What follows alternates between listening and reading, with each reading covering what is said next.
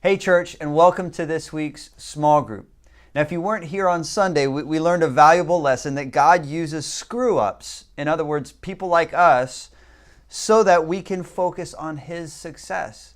God can take some of the worst things of our life and turn it into a wonderful testimony of Him. So give an example of something that you screwed up on, but God used it anyway.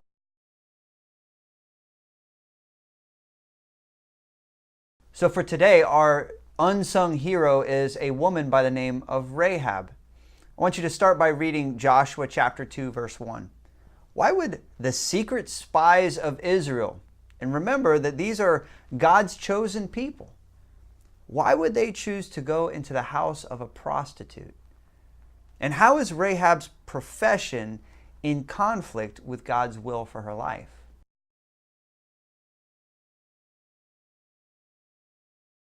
What you needed to know is that the spies, they needed to look like foreigners just passing through.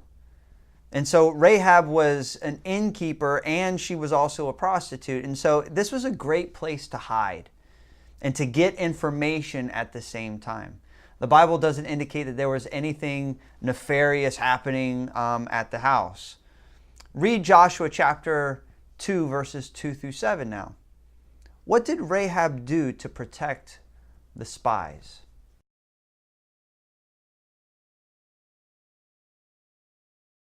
Hopefully you came to the conclusion that she hid the spies, she risked her life, and she lied her face off.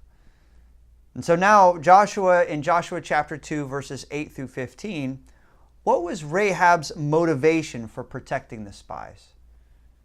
And if everyone in Jericho feared God, how was Rahab's fear of God different?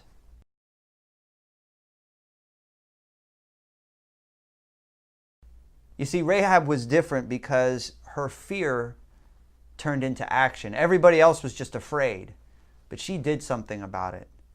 And she was willing to risk her life because she believed in the true God, the God of Israel, Yahweh. These next few verses are the conversation that the spies had with Rahab before she lowered them down on a rope. And so just kind of the way that it reads is, well, she lowered him down on a rope and then had this conversation. But in reality, the lowering of the rope happened after this conversation. Read Joshua chapter 2, verses 16 through 23. How was the scarlet cord similar to the blood of the Passover?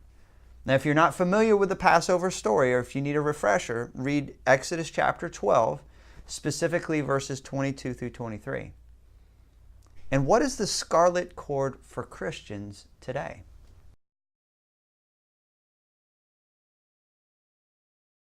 The scarlet cord for Christians today is Jesus Christ.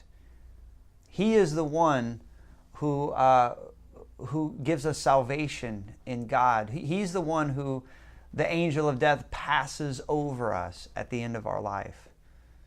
Read Joshua now, chapter 6, verses 24 through 25. We're actually going to see the end of this story.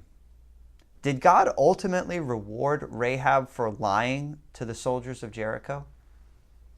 And before Rahab was a hero, she was a screw-up. How does God bring freedom to those of us who have screwed up?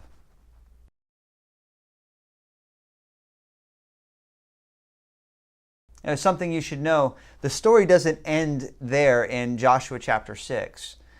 Rahab ends up becoming an ancestor of King David, who is the greatest earthly king that Israel has ever seen.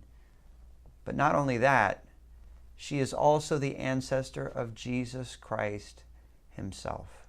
God blessed a screw-up like Rahab.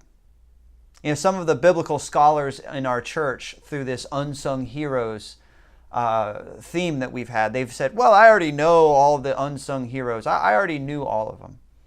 Oh yeah? Well, without looking it up, I have a question for you. Who are Shiphrah and Puah?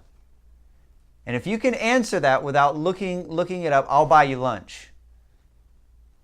And if you can't answer it, read Exodus chapter 1, verses 15 through 21 to find out who Shiphrah and Puah are. And how are the stories of Rahab and these two women similar?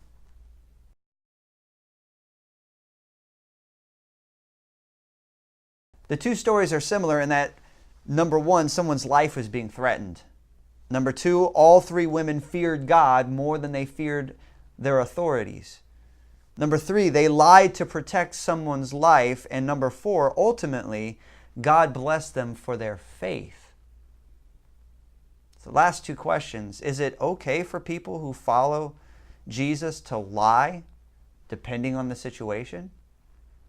And according to these stories, how can we as screw-ups receive the kindness of God?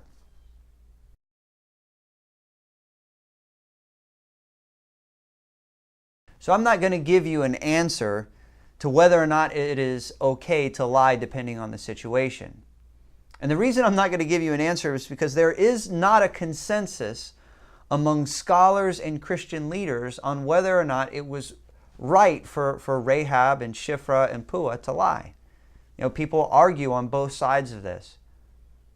However, I do want to say this, that no matter where you stand on whether or not it's okay to lie in these extreme circumstances, I think that we can all agree that 99.9% of the time, Jesus wants us to be truthful people. If we're going to represent Jesus, we need to represent him in the truth, even when it's hard. Next, I just want you to close in prayer. Ask God to use you in spite of the mistakes that we make. God bless you and have a great rest of your small group, and we'll see you on Sunday.